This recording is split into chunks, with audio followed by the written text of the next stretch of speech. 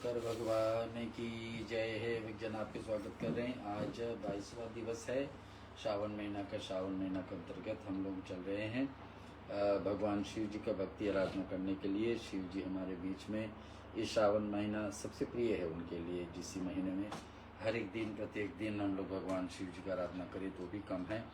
तो अवसर मिल रहा है हम लोगों को इसका है इसमें डुबकी लगाने के लिए।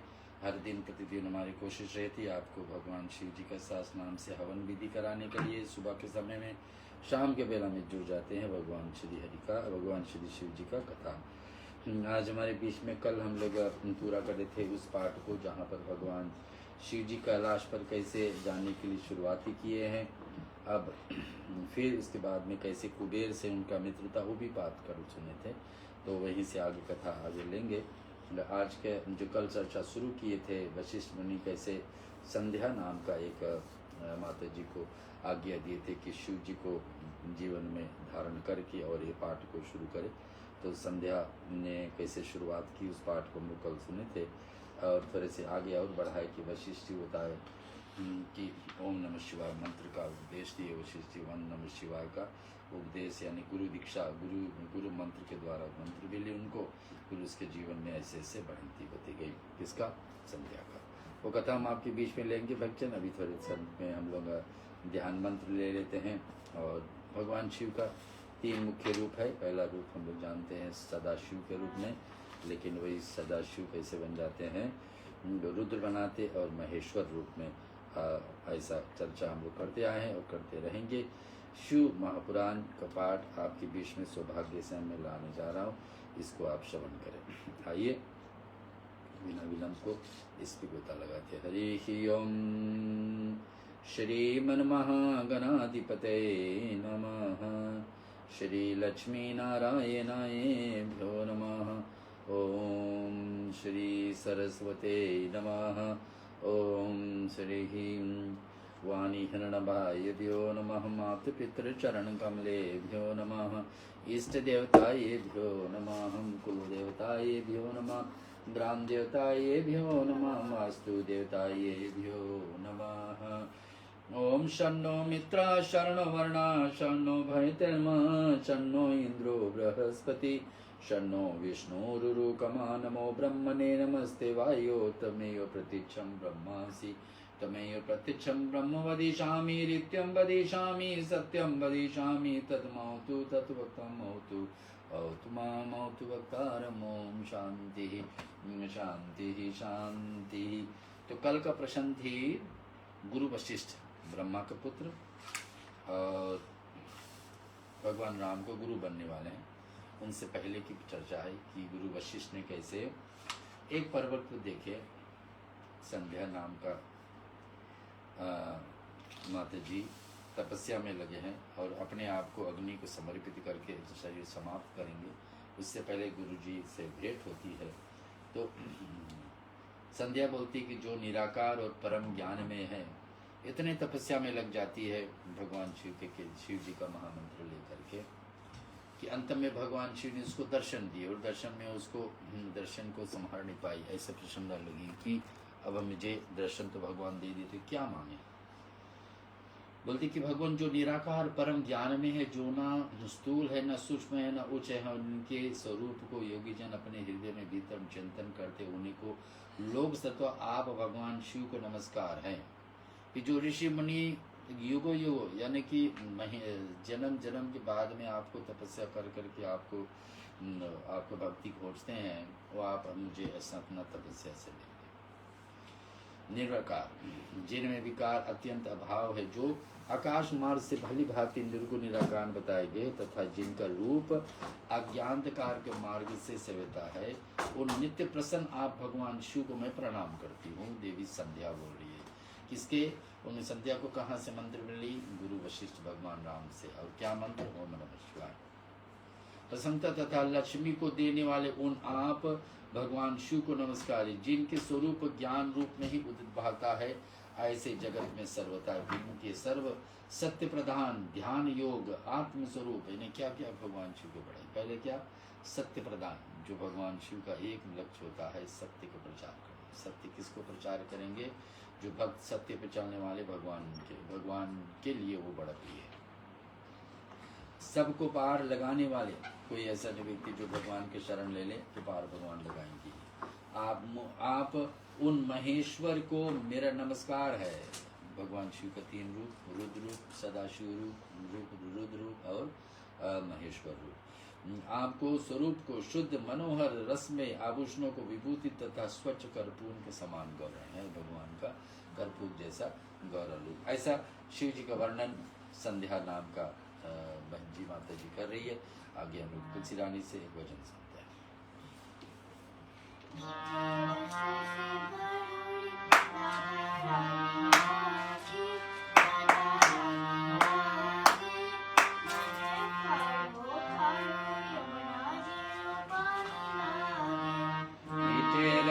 से बहोरी राधा रानी लागे, राधा रानी लागे, मन खारो खारो यमुना जी नो पानी लागे।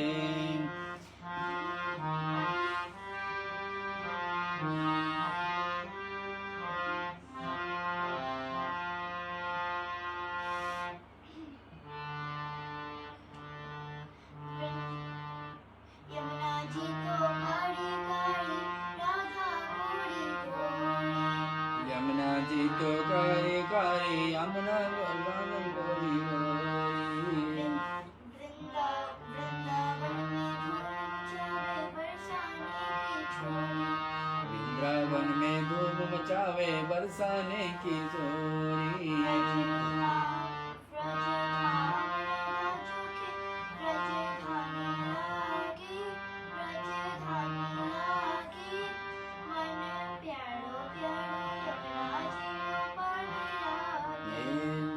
रस से बहोरी राधा रानी लागे, राधा रानी लागे, मन खारो खारो यमुना जी दे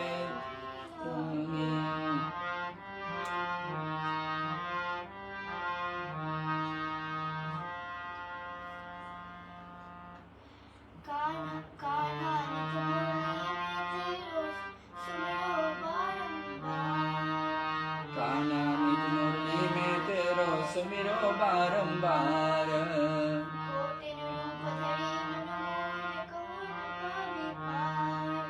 कोटिन रूप धरो मन मोहन कोई न पावे पार।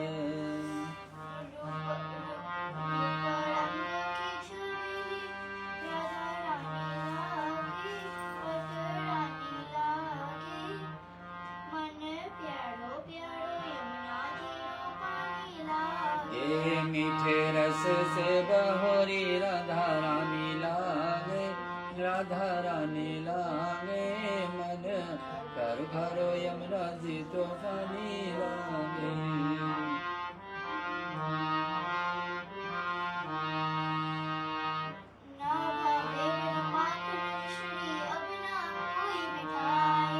ना भावे गुण मिश्री ना कोई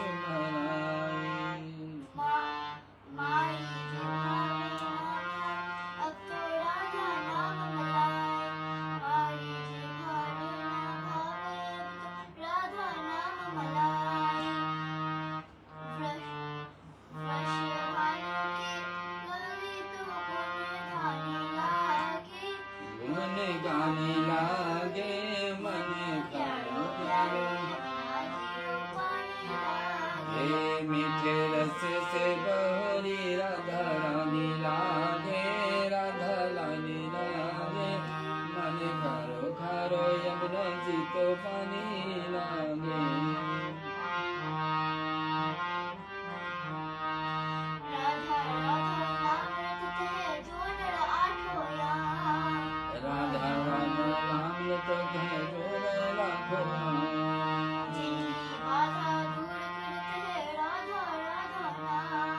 जिनकी बाधा दूर करत है राधा राधा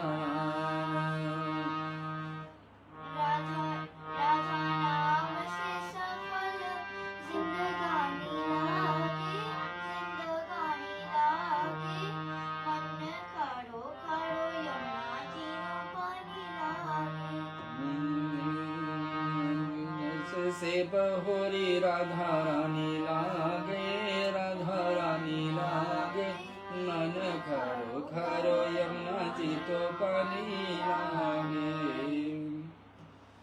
भजन हम लोग सुन रहे शिव महापुराण और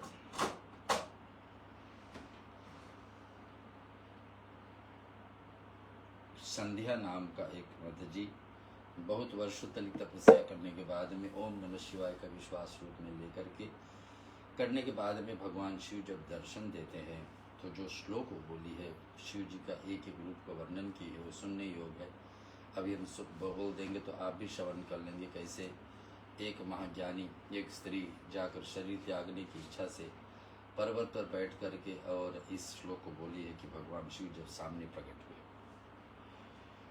निराकार ज्ञानमं परम देवनं स्थूलं नापि सूक्ष्मं नाचोचनम् अन्तशिचन्तं योगिभिस्तत्तं रूप तस्मै तुभ्यं लोककर्ते नमोऽस्तुते। सर्वशान्त निर्मलं निर्विकराम ज्ञानगमे सर्वप्रकाशे विकाराम खायत्यस्य प्रमुखधानन्त मार्ग प्रसादत रूपं यस्य तवो नमामि प्रसन्तः।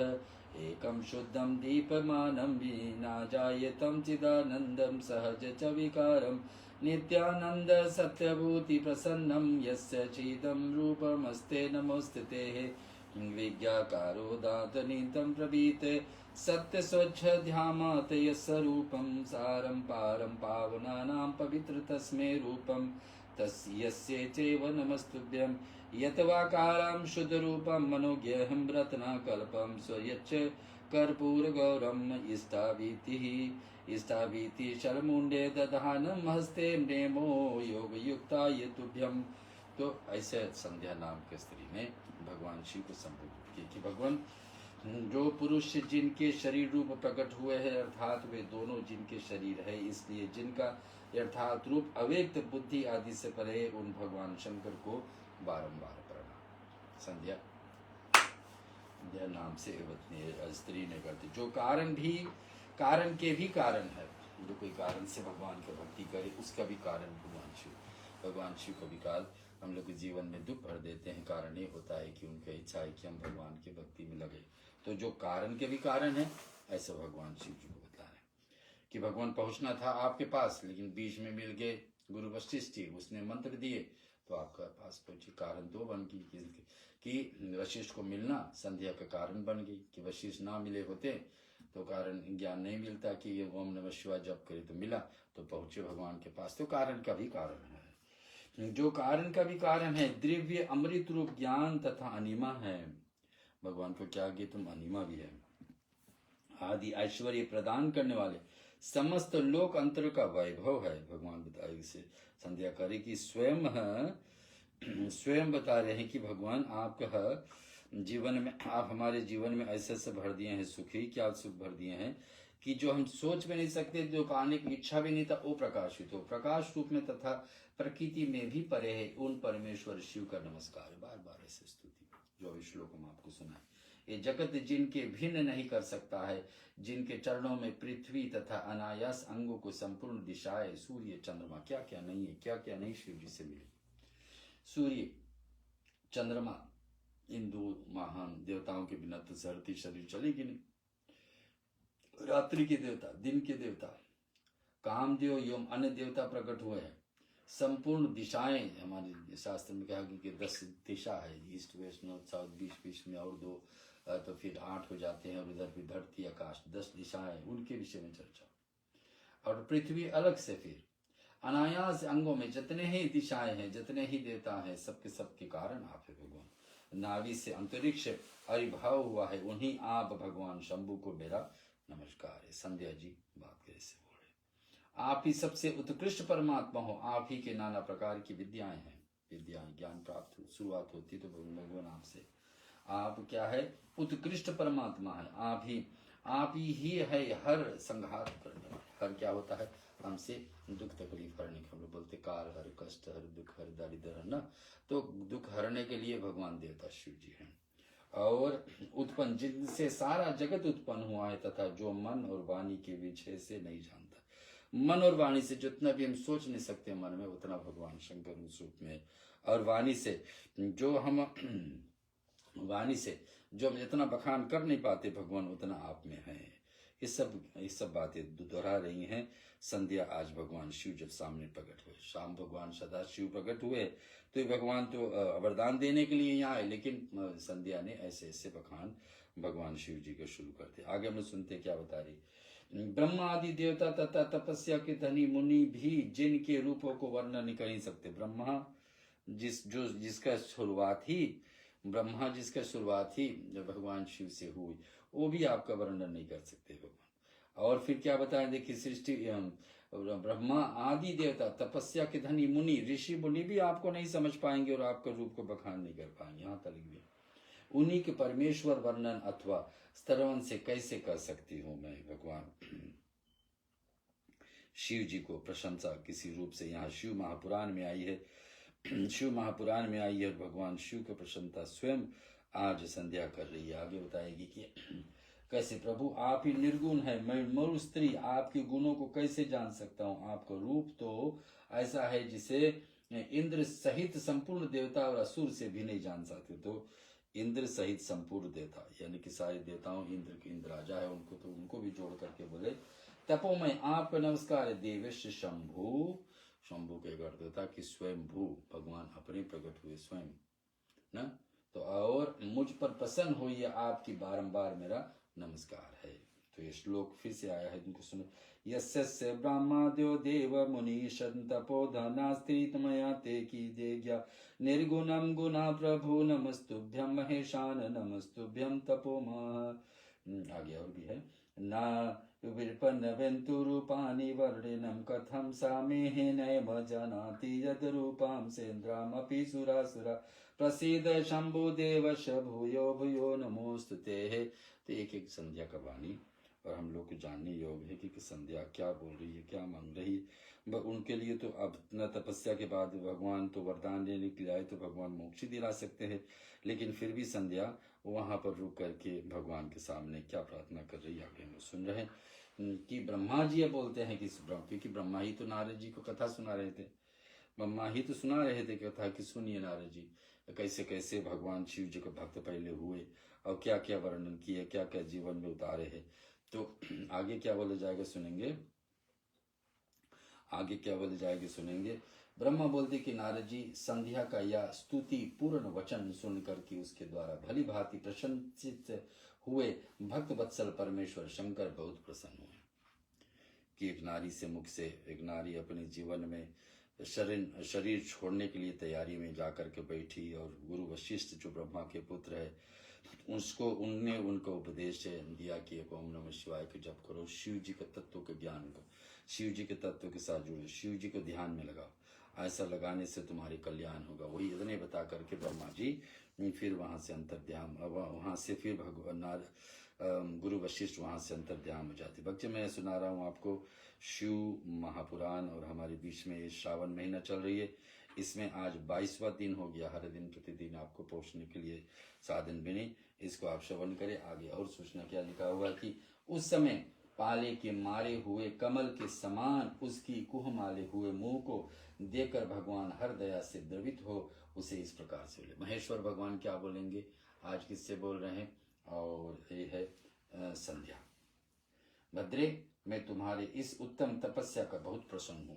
भगवान आपसे प्रसन्न हो जाए, ये तपस्या से प्रसन्न है। कौन प्रसन्न है, भगवान शिव कि शुद्ध बुद्धि वाले देवी तुम्हारे इस स्तवन से भी मुझे बड़ा संतोष प्राप्त हुआ। अतः इस समय अपनी इच्छा के अनुसार कोई भी वर मांग लो। भगवान प्रसन्न हो जाए और आपको कह दे कोई भी वर मांग लो, तो आपसे जो हमारे और आप वहां पे होते तो क्या मांगते, शिव जी से क्या मांगते बताया। अतः इस समय अपनी इच्छा के अनुसार कोई भी वर मांग लो, जिस वर से तुम्हें प्रयोजन हो तथा जो तुम्हारे मन में हो उसे मैं यह अवश्य पूर्ण करूंगा। अब इतने वर्षों तक तपस्या करने को, कुछ इतने वर्ष समय तक और कुछ में कर लेती जीवन में, लेकिन तपस्या में निकाली है, तो तपस्या से ज्यादा, भक्ति से ज्यादा क्या मांगेगी संध्या, हम लोग सुनेंगे। क्योंकि पहले हमने सुन चुके हैं शिव जी से कभी कुछ मांगना चाहिए तो भगवान शिव को शिव जी से मांगे, शो ही हमको मिल जाएगी, भगवान कुछ मिल जाए। जैसे अर्जुन ने जब महाभारत की युद्ध शुरू होने से पहले भगवान को मांगा, उनके सेना को नहीं मांगे। सेना तो संपत्ति आदि में चला जी, भगवान को भगवान से ही मांगे, भगवान के दूसरे नहीं मिल पाए तो भगवान की भक्ति मांगे। तो यहाँ क्या रखेगा, जिस वर से तुम्हें प्रयोजन हो तथा जो तुम्हारे मन में वो बता, मैं पूर्ण कर दूंगा। शिव जी सीधे आश्वासन दे, विश्वास दिला दे कि सुनो तुम्हारा कल्याण हो, मैं तुम्हारे व्रत नियम से प्रसन्न हूँ। क्योंकि नियम से प्रसन्न हो जाए भगवान, जब दर्शन दिए हैं तो प्रसन्न हुए, तभी तो प्रसन्न दिए, नहीं तो तपस्या चलते रहती। तपस्या को भगवान चाहते थे कि तपस्या को रुके, लेकिन रुकने से पहले भगवान चाहते थे कि अब तुम्हारी इच्छा हम पूरा करें। कैसे पूरा करेंगे सुनेंगे। तो यहाँ प्रसन्नचित महेश्वर ने यह वचन सुन करके अत्यंत हर्ष से भरी हुई संध्या उन्हें बारंबार प्रणाम करती है। संध्या देवी जो एक सरोवर के पास बैठ करके, और पहाड़ पे है हिम और वो पर्वत वो सरोवर इतना पावन है कि यहाँ तुलना किया जाए कि मान सरोवर जैसा है। उस स्थान पर बैठ करके, और वो उस स्थान पर बैठ करके तपस्या में बैठी है और क्या मांग कर रही है कि मुझे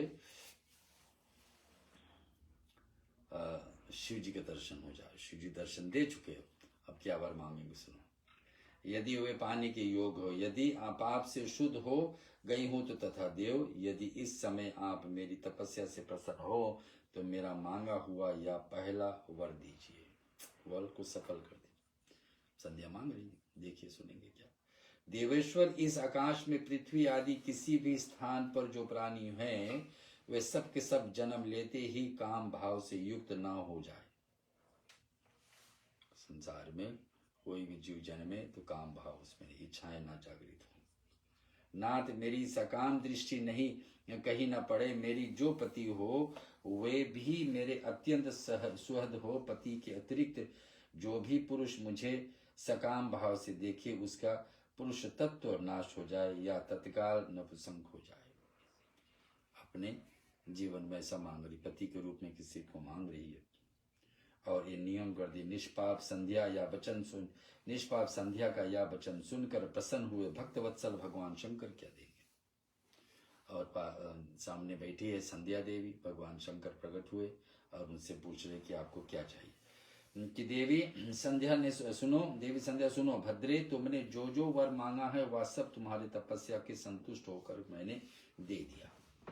अब भगवान शिव ने वरदान दे दिए संध्या को। संध्या के कितने वर्ष बीत गए तपस्या में। प्राणियों में जीवन मुख्यतः 4 अवस्था होती है। पहली शोच अवस्था, दूसरी कौमार अवस्था, और तीसरी युवन अवस्था, चौथी वृद्ध अवस्था। बालक रहता कोई, युवा होता है, आगे यौवन अवस्था हो जाता, फिर वृद्ध आ जाता है। तीसरी अवस्था के प्राप्त होने पर देवधारी जीव काम भाव से युक्त होंगे। कहीं कहीं दूसरे अवस्था में अंतिम भाग में प्राणी को सकाम हो जाए। तो दिखती जैसे जैसे बढ़ते जाएगा वैसे वैसे उसकी इच्छाएं कम होती जाएगी, संसार में इच्छाएं भक्ति में बढ़ती जाएगी। लेकिन संध्या के लिए क्या मिल रहा है, ब्रह्मा जी बता रहे, नारद जी सुनो, तीसरी अवस्था में प्राप्त होने वाले देहधारी जीव काम भाव से युक्त होंगे। कहीं कहीं दूसरी अवस्था में अंतिम भाग में ही प्राणी सकाम हो जाएंगे। तुम्हारी तपस्या के प्रभाव से मैंने जगत का सकाम भाव की उदय की या यही मर्यादा स्थापित कर दिया। शंकर भगवान ने मर्यादा को स्थापित कर दिया कि जैसे व्यक्ति जन्म लेंगे तो उनका कामनाएं तो इच्छा जागृत होगी, लेकिन समय के हिसाब से धीरे धीरे अवस्था ऐसा बिगड़ते जाएगा कि कामनाएं कम होती जाएंगी। और स्थापित कर दिया जिससे देहधारी जीव जन्म लेते ही कामासक्त न हो जाए। तुम ही इस लोगों को वैसे द्रव्य सती भाव को प्राप्ति करो जैसे तीनों लोगों में दूसरी किसी स्त्री के लिए संभव नहीं होगा। तो वरदान दे दिए कि जीत जन्म लेते ही कामना इतना जागृत हो जाए, फिर धीरे धीरे बढ़ेगा और फिर धीरे धीरे घट भी जाएगा। प्राणी ग्रहण करने वाले पति के सिवा जो कोई भी पुरुष सकाम होकर तुम्हारी ओर देखेगा। कि संध्या को यह वरदान दे दिए कि आज संध्या ने ऐसे मांग किया कि मेरा पति जो हो वही मेरा रहे और कोई दूसरा भाव से मुझे कभी ना देखे। संध्या की कितनी बड़ी मांग है। तो वह तत्काल ही नपुंसक होकर की दुर्बलता को प्राप्त हो जाएगा। तुम्हारे पति महान तपस्वी और दिव्य रूप से संपन्न हो एक महाभाग महर्षि होंगे। इतना वरदान दे दी कि तुम्हारे पति कौन होगा, एक महर्षि होगा। तुम्हारे पति एक महर्षि होगा। कौन होगा महर्षि, सुनेंगे।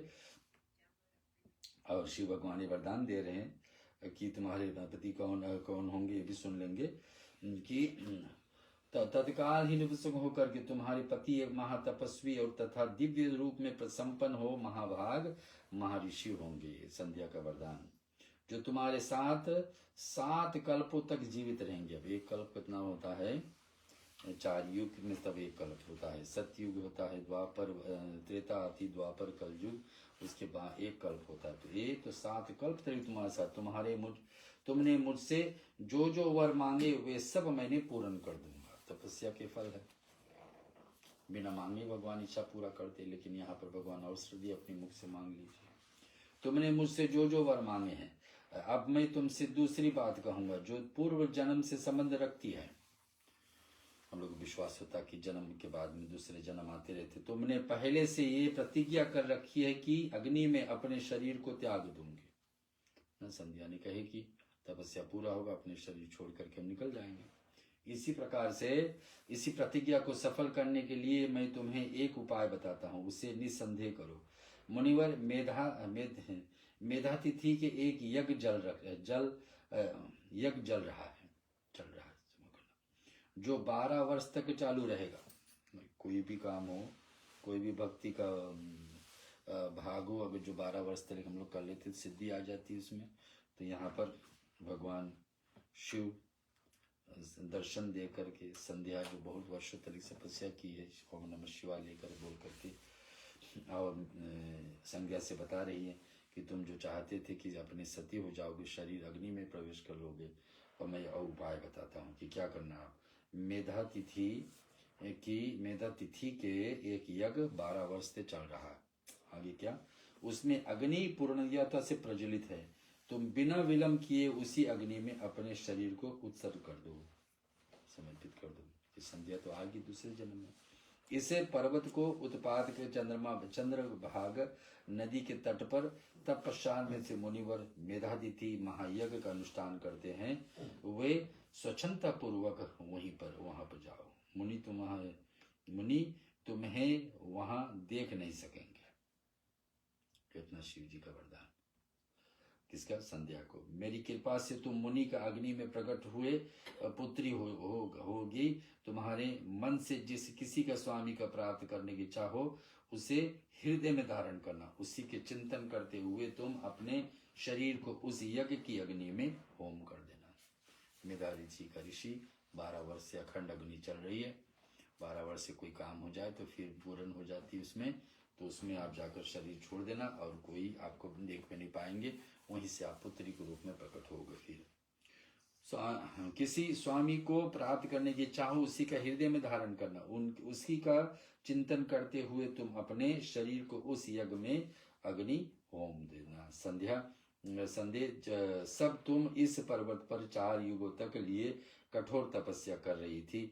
उन्हें दिनों का चतुर्युगनी सतयुग बीत जाने पर त्रेता प्रथम भाग में प्रजापति दक्ष बहुत ही कन्याएं होंगी। उन्हीं अपनी की सुशीला कन्याओं को यथा योग वरों को 7 विवाह कर देगा। अब बताए कि दूसरे, अभी तो त्रेता युग चल रही, त्रेता के बाद में भगवान राम का क्षमा करना सतयुग चल रही, सतयुग के बाद में त्रेता युग भगवान राम आएंगे। उसी समय दक्ष प्रजापति के बहुत सारी कन्याएं, उनमें से 27 कन्याओं का विवाह उन्होंने चंद्रमा के साथ करेंगे। चंद्रमा के अन्य सब पत्नियों को छोड़ करके केवल रोहिणी के साथ वो प्रेम करने लगेंगी। कौन, दक्ष प्रजापति। कथा को हम और जगह भी सुने हैं। इसके कारण क्रोध से भरे हुए दक्ष ने जब चंद्रमा को शाप दे दिया गएंगे, तब समस्त देवता तुम्हारे पास आएंगे। किसके पास, संध्या के पास। परंतु संध्या, तुम्हारे मन तो मुझ में लगा हुआ है, अतः तुमने ब्रह्मा जी के साथ आए हुए उन देवताओं पर दृष्टिपात ही नहीं किया है। तब ब्रह्मा जी ने आकाश और देख करके चंद्रमा पुनः अपने स्वरूप को प्राप्त करे हैं। यह उद्देश्य मन में रख करके उन्हें शाप से छुड़ाने के लिए एक नदी सृष्टि की, जो चंद्र या चंद्रभागा नदी के नाम से विख्यात है। चंद्रभागा का प्रादुर्भाव के काल में ही महर्षि मेधातिथि ये यहाँ उपस्थित होंगे। तो इतने सारे ज्ञान की बातें भगवान शिव ने अपने मुख से हम संध्या नाम का कन्या को, स्त्री को बताए, जो 4 युग तली तपस्या करके शिव जी को दर्शन हेतु बैठे थे। और तपस्या के द्वारा उनकी समानता करने वाला ना तो कोई हुआ है ना कोई होगा। किसका? मेधातिथि के बारे में। उस महर्षि ने महान विधि विधान के साथ दीर्घ काल तक चलने वाला ज्योतिष होम नामक यज्ञ की आरंभ किया है। अग्नि भी ऐसा स्थापन कर अखंड अग्नि रहे जो हमेशा चलती रही, यज्ञ उसके विषय में चर्चा मेधा ऋषि किए हैं। और विधि विधान से दीर्घ काल तली चलने वाला, दीर्घ काल यानी लंबा समय तली चलने वाला, इसमें से अग्निदेव पूर्ण रूप से प्रज्वलित रहते हैं। अग्नि हमेशा यहाँ प्रज्वलित रहते हैं। उसी आग में तुम अपने शरीर को डाल दो और परम पवित्र हो जाओगे। शिव जी आदेश दे रहे हैं संध्या को कि जाकर मेधा ऋषि का कुंड जो 12 वर्ष से चल रही उसमें अपने, और उसी में आग में तुम पवित्र हो जाओगे। ऐसा करने से उस समय तुम्हारे वह प्रतिज्ञा पूर्ण हो जाएगी जो चाहते थे कि अंत में अग्नि में शरीर छोड़ दे, जो आज तक किसी ने नहीं किया, सो मैं करूंगी, लेकिन तपस्या के बाद। इस प्रकार से संध्या को उसका हित का उपदेश देकर देवेश्वर भगवान शिव वहां से अंतर्ध्यान हो गए।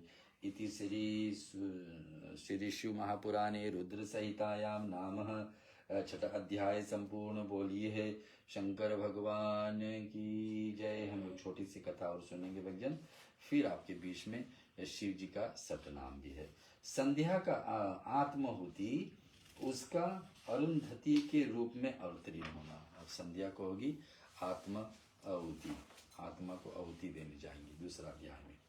और फिर किसके रूप में जन्मेगी संध्या? अरुंधति। अरुंधति किसके साथ ब्याहेगी? वही वशिष्ठ के साथ, जो भगवान राम के गुरु बनेंगे। अवतीर्ण होकर मुनिवर वशिष्ठ जी के साथ विवाह करना, ब्रह्मा जी के रुद्र के विवाह के लिए प्रयत्न और चिंता, तथा भगवान विष्णु का वाह उन्हें शिव की आराधना के लिए उपदेश देकर चिंता मुक्त हो जाना।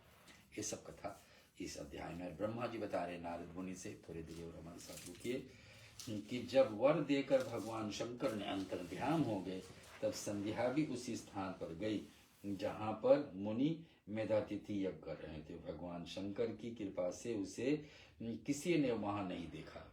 जैसे शंकर भगवान कहते थे मेधातिथि के पास आप जाओगे, वहां कोई भी आप देखे ना, अग्नि में तुम्हारी इच्छा थी पहले, तपस्या से पहले जो इच्छा था तो वही तो भगवान देने वाले हैं। यहाँ मांगे नहीं वो संध्या ने, लेकिन पहले से तपस्या से पहले तो वही इच्छा थी। तो बता रहे कि भगवान शंकर जी की कृपा से किसी ने उसको देखा ही नहीं। उसने उस तेजस्वी ब्रह्मचारी का रूप स्मरण किया जिसने उसके लिए तपस्या का विधि उपदेश दिया था। किसने उपदेश दिया था? तो गुरु वशिष्ठ जी ने। तो उन्हीं को ध्यान करके अब शरीर छोड़ रही है। जैसे सती मैया शरीर छोड़ी थी, किसका ध्यान कर रही थी? शिव जी मुझको दूसरा जन्म में मिले। तो महामुनि पूर्व काल में महर्षि वशिष्ठ जी ने मुझे परमिष्ट की आज्ञा से एक तेजस्वी ब्रह्मचारी का वेश धारण करके उसे तपस्या करने के लिए उपभोगी नियम को उपदेश किया था। संध्या अपने तपस्या का उपदेश देने वाले उन्हीं ब्रह्मचारी ब्राह्मण यानी कि वशिष्ठ को ध्यान किए और पति रूप में मन में रखकर उससे महायज्ञ में प्रज्वलित अग्नि में समीप हो गई।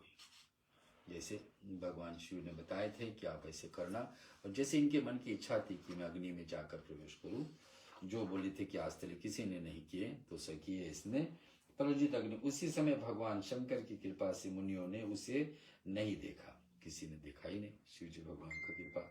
ब्रह्मा जी व पुत्री बड़े हर्ष के साथ उसी अग्नि में प्रवेश हो जाती। उसका पुरोड समय तमित शरीर यानी यज्ञ का भारा शरीर तत्काल दग्ध हो गया। उसे पुरोषण अलक्षित गंध सब तरफ फैल गई। अग्नि ने भगवान शंकर की आज्ञा से उसकी स्वर्ण जैसा शरीर को जलाकर शुद्ध करके पुनः सूर्य मंडल में पहुंचा दिया। अग्नि ने उसके संध्या के शरीर को जला करके स्वर्ण रूप में, सोने के रूप में, और पहुंचा दिया कहाँ? सूर्य मंडल। तब सूर्य ने पितरों और देवताओं की तृप्ति के लिए उसे 2 भागों में विभिन्न करके उनके अपने स्थान पर स्थापित। मुनीश्वर उसका शरीर का ऊपरी भाग प्रातः संध्या हुआ, जो दिन और रात बीच में पड़ने वाली आदित्य संध्या हो जाती है, दूसरा और उसके शरीर का शेष भाग साय संध्या हुआ, जो दिन और रात को मध्य में होने वाले अंतिम संध्या बनी। साय संध्या सदा ही पितरों को प्रसन्नता प्रदान करने वाली, और सूर्य चंद्रमा पहले ही अरुंदय हो जाते हैं। प्राची के क्षितिज में जाली छा जाती और प्रातः संध्या प्रकट होती है, जो देवताओं को प्रसन्न करने वाली।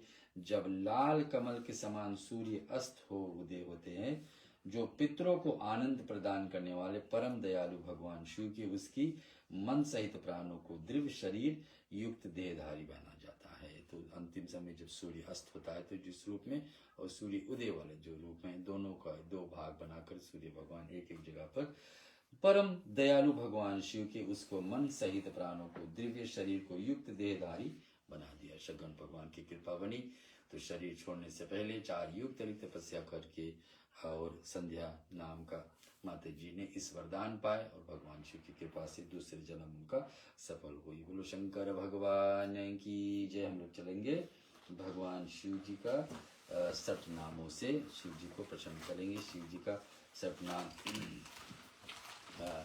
हम सबको लिए बड़े प्रिय हैं।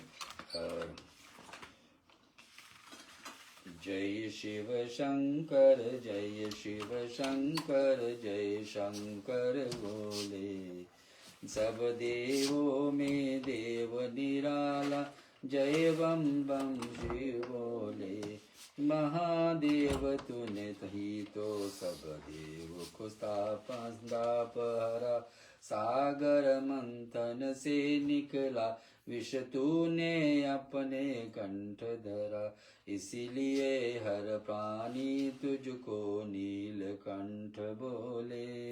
जय शिव शंकर जय शिव शंकर जय शंकर महादेव।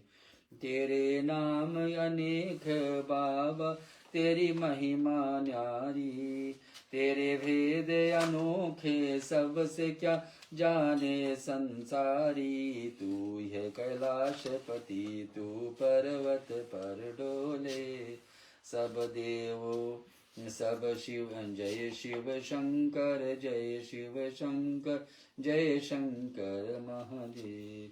शीश तुम्हारे गंगा मैया चंद्र शिखर पे सोहे, तन पर सर्प विराजते रहते भक्तों के मन मोहे। उसका जैसो उसको कैसा कष्ट जगत में नाम तेरो जोले। जय शिव शंकर जय शिव शंकर जय शंकर महादेव। चलिए शिव जी का सतनाम। ओम शिवाय नमः, ओम श्री महेश्वराय, ओम श्री शंभुवे, ओम श्री पिनाकिने, ओम श्री शशि शेखराय, ओम श्री वामदेवाय, ओम श्री विरूपक्षाय, ओम श्री कृपानिधे, ओम कपीर्दिने, ओम नीललोहिताय, ओम श्री शंकराय, ओम श्री शूलपनाय, ओम खटवागिने, ओम श्री विष्णु वल्लभाय, ओम शिपि विष्टाय, ओम अंबिका नाथाय, ओम श्री कंठाय, ओम श्री भक्तवत्सलाय, ओम भवाय, ओम श्री शर्वाय, ओम श्री त्रिलोकेशाय,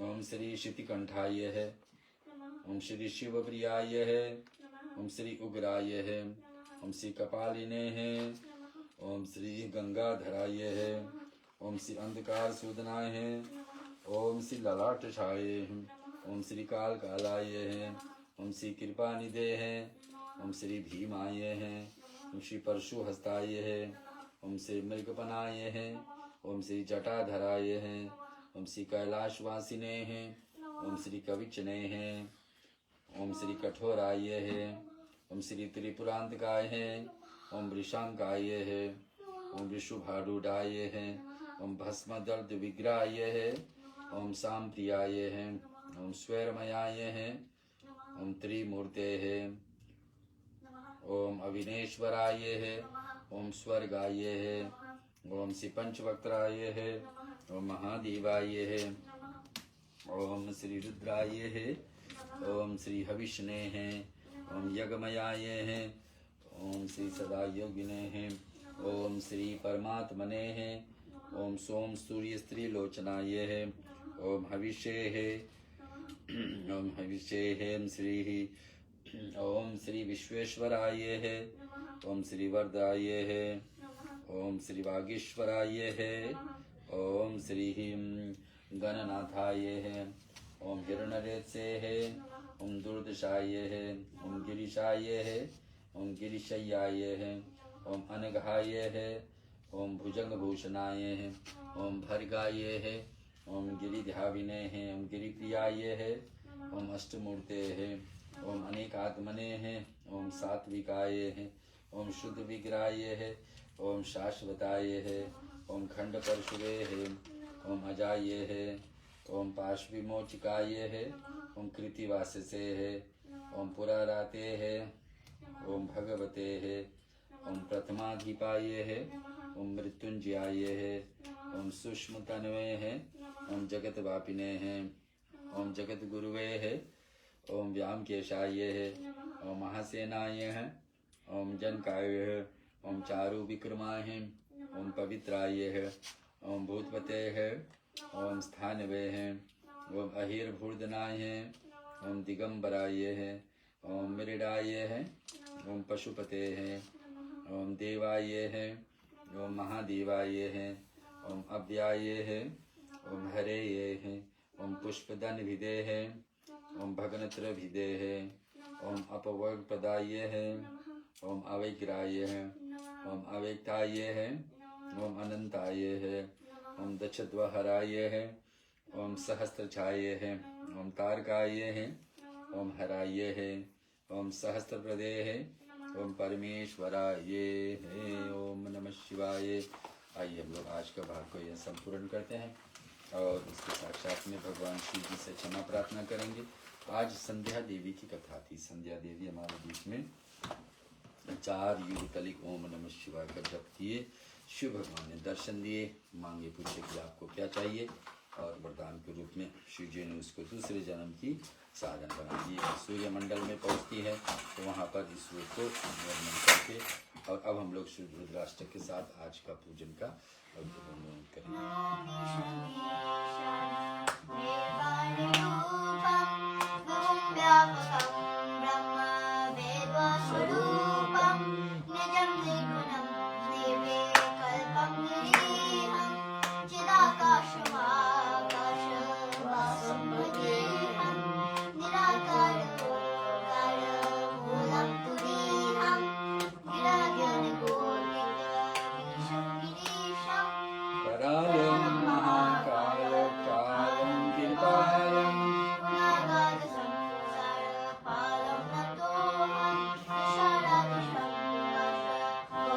गंभीरं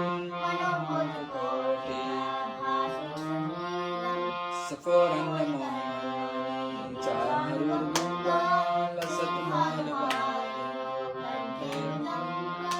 चलत्कुण्डलं पुरुषो नेत्रं विशालं प्रसादं मृगाधीशचरणं कुण्डमालं प्रियशङ्करं प्रचण्डं प्रकोष्ठं प्रलेहं परेशम् अखण्डं कोटिप्रकाशं भजेऽहं भवानीपति भावेगं कलातीन्द्रकल्याणं सदा सजीवानन्दं चिदानंद संदोहारी प्रभु मनमदारी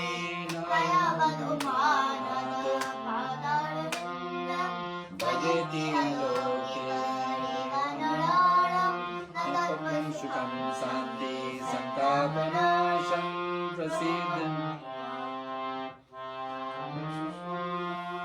तत्व सुखम शांति संतापनाशं प्रसीद प्रभो सर्वभूतादिवासं न जानामि योगं नतोऽहं सदा सर्वदा शम्भुतोऽभ्यं जरा जन्म प्रभु पाहियामीश शम्भो रुद्राष्टमृक्त प्रोक्त विप्रेणार्थोष्ये या पठन्त नारां भक्तां तेषां शम्भो प्रसीदतः। ओम नमः शिवाय। कल से लेकर भक्तजन कुछ और हमारे बीच में 8 दिन रह गई हैं इस श्रावण महीना का शिव महापुराण की कथा हर दिन प्रतिदिन आपके बीच में कोशिश करके पहुँचे। 8 दिन और साथ दीजिए श्रावण महीना का भगवान शिव का कथा को श्रवण करने के लिए आपकी अवसर। सुबह के बेला में शाम सदा शिव का सहस्त्र नाम से हवन विधि आज मेरे साथ और 8 दिन का राह देखेंगे आपको। ओम नमः शिवाय।